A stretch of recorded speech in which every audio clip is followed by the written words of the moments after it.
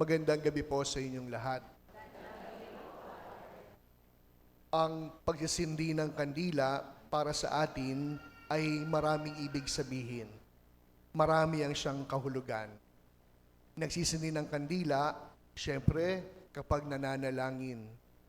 Nagtitirik ng kandila upang ipagdasal ang sangyumaong mahal sa buhay.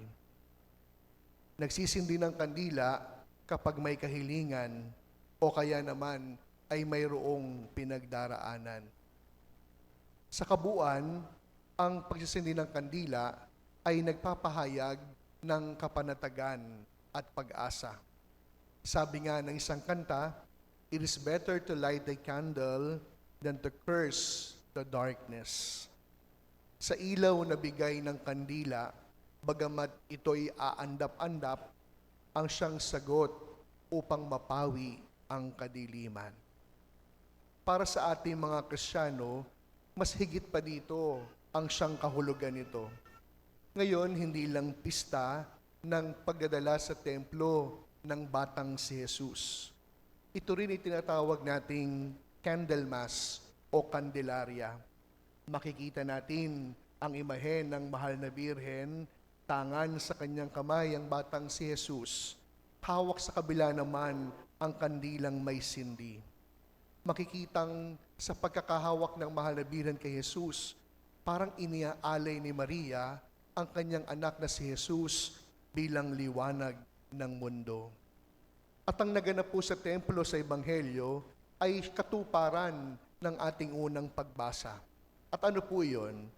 Magpapatala ang Diyos ng kanyang tagapagligtas.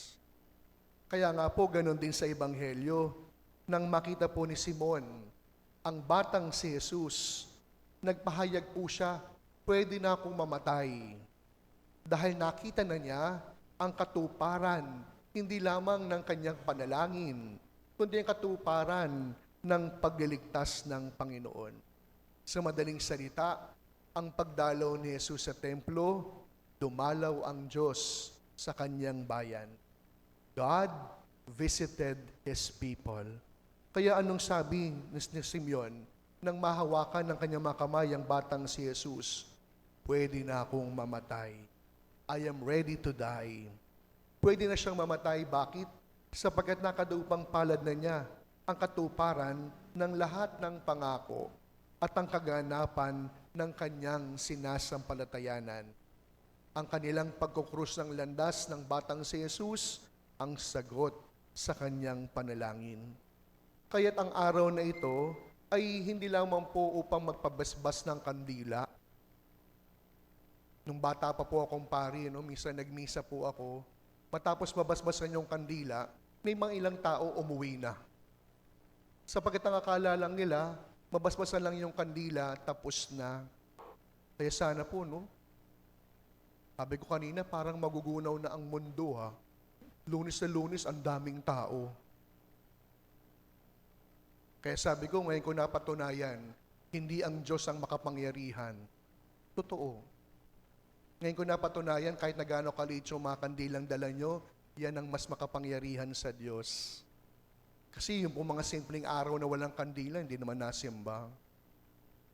Ngayon dahil may magbabasbas ng kandila, ang dami nagsimba. Kaya parang mas makapangyarihan yung kandila, hindi ho ba? Kaya na nga, may namataan ako, pagkatapos mabasbasan, parang ilang piraso silang lumabas na. Lord, kayo na po bahala doon sa 3 lumabas na. Nabilang ko 3 eh. Banda doon, kumaliwa doon sa kanan. Ito hindi lamang po simpleng pagdiriwang ng mga kandilang binasbasan. Ang ating pagdiriwang ng Candelaria o ang paghahatid o pag-aalay kay Jesus sa templo ay pagdiriwang ng liwanag at pag-asa.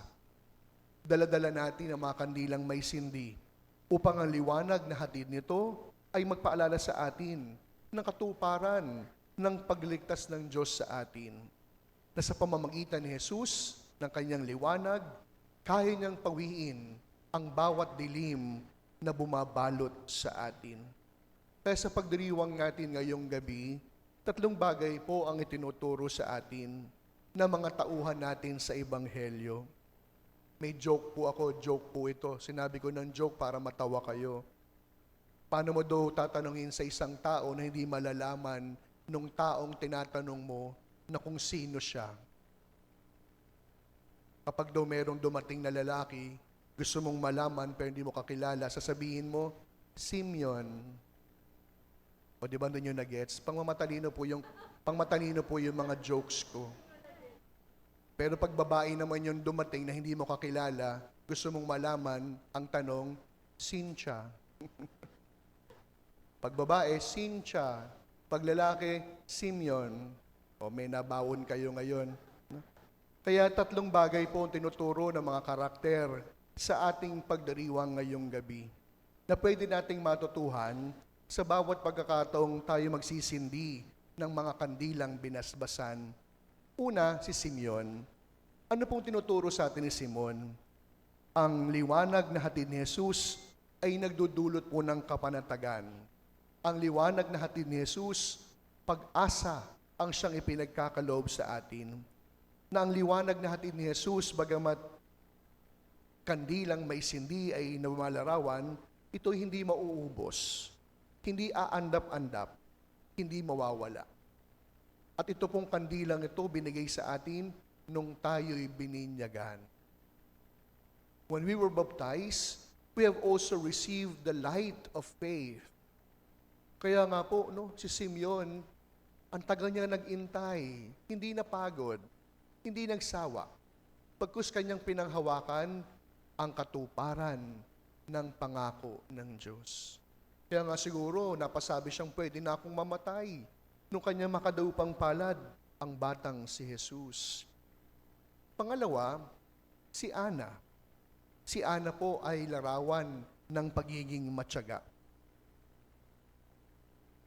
Isa po sa mga binibenta po natin na bagamat hindi ko masyadong inaaprobahan, yung binibenta po natin mga kandila, may mga kulay.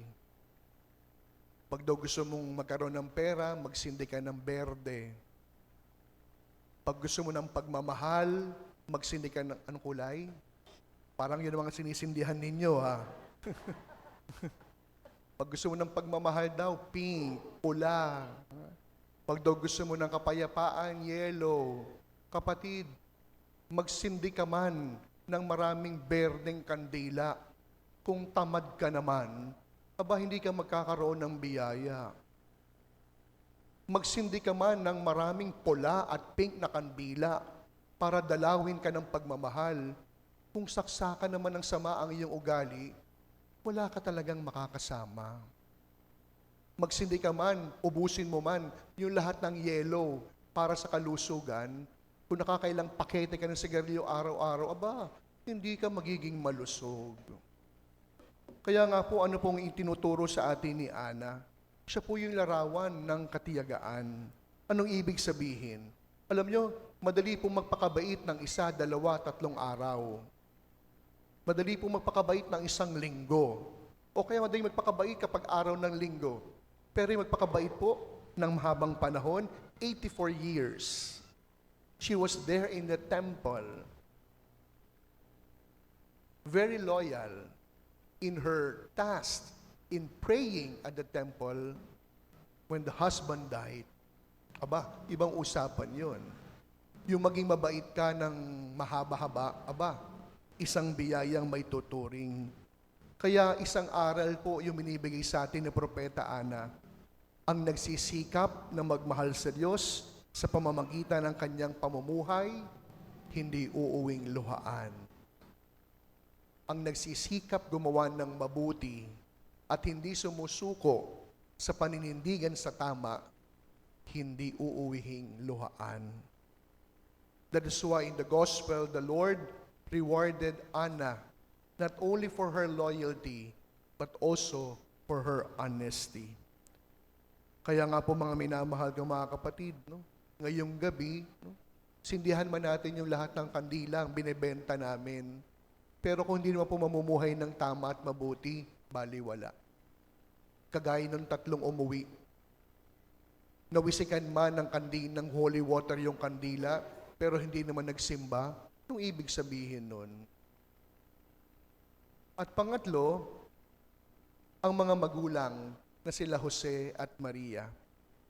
Tungkol sa magiging kapalaran ng batang si Jesus, ipinapaalala sa atin, huwag po tayong mapagod na hayaang tayong mabulaga sa bawat mumunting biyaya na ating nararanasan. Huwag po tayong magsawang masurpresa sa hatid ng bawat pakikipagtagpo natin kay Jesus. Na kung saan, lagi natin isipin, Panginoon, surpresahin mo naman ako kapag ikay nagsimba at mayroong nangamusta sa iyo at sabihin sa iyong kumusta ka, sana wag lamang natin isagot, sakto lang, kagaya ng dati. Hayaan po natin ang bawat pakikipagtagpo kay Jesus ay laging nagbubunga ng isang malaking sorpresa na siyang babago sa ating pamumuhay. Kaya po sa muling pagsisindi natin ng mga nabendisyon na nating mga kandila, naway magpaalala ito ng kapanatagan at pag-asa na sa gitna ng bawat pagsubok at dilim ng buhay, naroon ng Diyos. Pangalawa, magpasalamat po tayo sa biyaya ng pagkakataon. Laging gamitin ang bawat pagkakataon na gumawa at piliin ang tama. Sa madaling salita, huwag pong mapagod sa paggawa ng mabuti. At panghuli, ang bawat tapat sa pagsasakripisyo at paggawa ng tama, hindi umuuwing luhaan, sapagkat ang Diyos, kanila nakakadaupang palad sa kanilang buhay. Kaya sa pagpapatuloy ng ating pagdiriwang, naalala ko, nung bata po ako sa Tondo, kapag malakas ang bagyo, sasabayan pa po ng pagkawala ng kuryente. At yung nanay ko po, magsisindi ng kandila. At naalala ko, sa pagsisindi po ng kandila ng nanay ko, hindi naman tumitigil yung bagyo. Hindi naman nawawala yung kulog at kidlat. Subalit, sa gitna ng kadiliman at panganib, sa mumunting sindi ng kandila, sigurado, ligtas kaming magkakapatid. Kaya sa pagpapatuloy po ng ating pagdiriwang, nawa ang mga kandilang nabasbasan, ating sindihan, upang lumalim ang ating pananampalataya, hindi lamang kapag mayroong pangangailangan. Nang sa gayon, sa bawat pagsisindi ng kandila, papawiin ito ang dilim sa ating buhay at muli natin makakadaupang palad ng Diyos na siyang tapat sa kanyang pangako, hindi niya tayo pababayaan. Amen.